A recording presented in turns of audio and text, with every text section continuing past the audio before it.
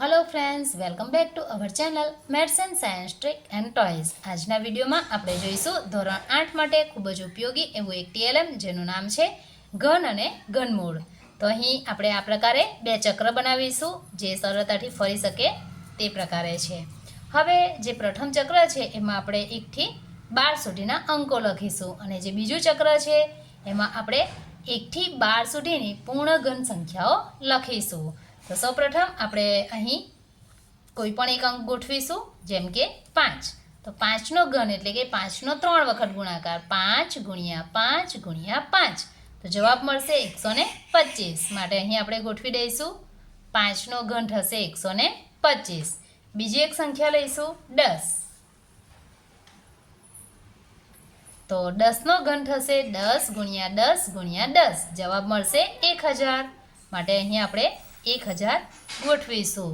તો આ પ્રકારે આપણે કોઈ પણ સંખ્યાનો ઘન ખૂબ જ સરળતાથી શોધી શકીએ છીએ। હવે જોઈશું ઘનમૂળ કઈ રીતે શોધી શકાય। હવે આપણે એક સંખ્યા લઈએ, જેમ કે અહીં આપણી સંખ્યા છે 27।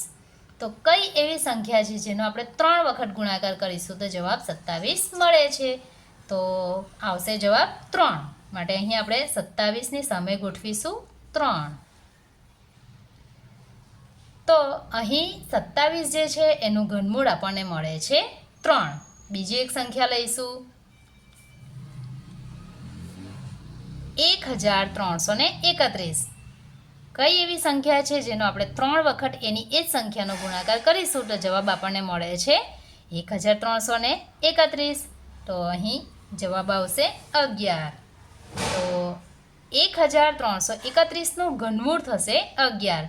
તો આ ટીએલએમની મદદથી આપણે ખૂબ જ સરળતાથી ઘન અને ઘનમૂળ શોધી શકીએ છીએ।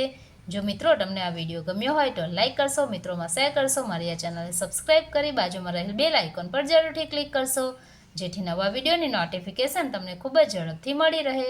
Thank you.